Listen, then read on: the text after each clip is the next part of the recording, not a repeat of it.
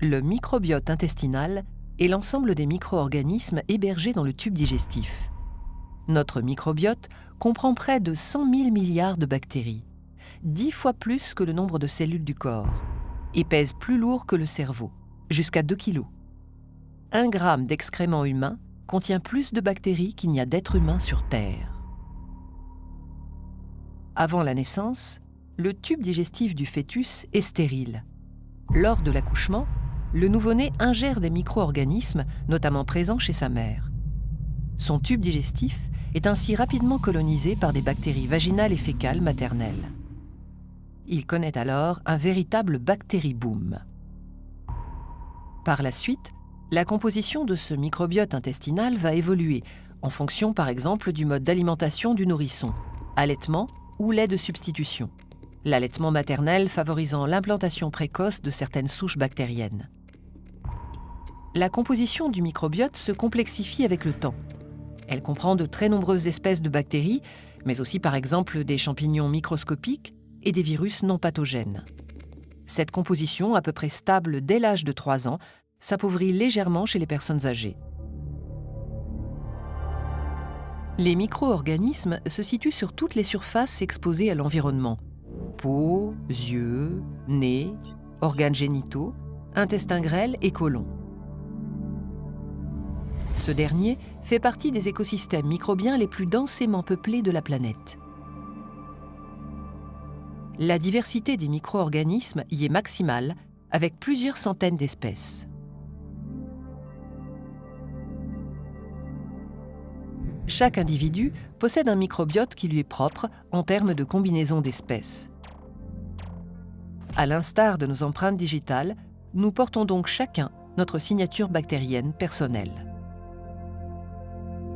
Le microbiote intestinal peut être considéré comme un organe fonctionnel du corps humain, rendant chaque jour d'inestimables services à son hôte. Il est en étroite interaction avec notre intestin et joue différents rôles majeurs. Ainsi, il exerce des fonctions métaboliques essentielles à la digestion.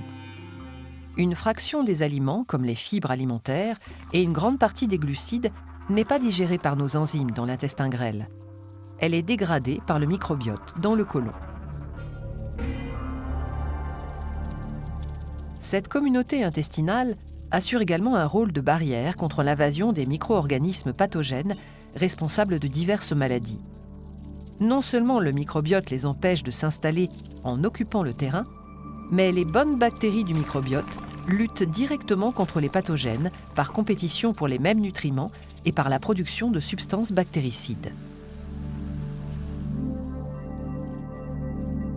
L'intestin représente le premier réservoir de cellules immunitaires de l'organisme. Ces cellules, des globules blancs, jouent un rôle primordial sur le microbiote en faisant le tri entre les bactéries nocives et celles qui, au contraire, sont bénéfiques pour la santé. Le système immunitaire influence donc la composition et la diversité du microbiote et il s'avère qu'en retour, le microbiote active et influence le système immunitaire.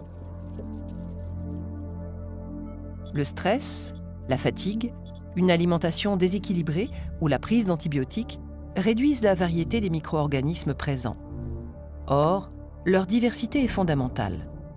Une chute de 30 à 40% de cette diversité peut provoquer l'apparition de certaines maladies chroniques, diabète de type 2, problèmes hépatiques ou cardiovasculaires.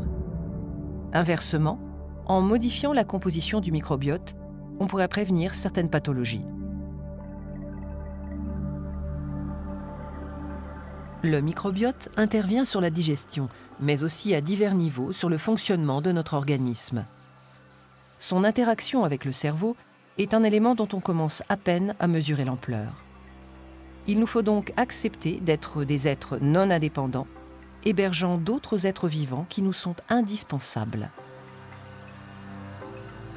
Respecter et cultiver cette symbiose active est probablement une clé majeure de notre santé.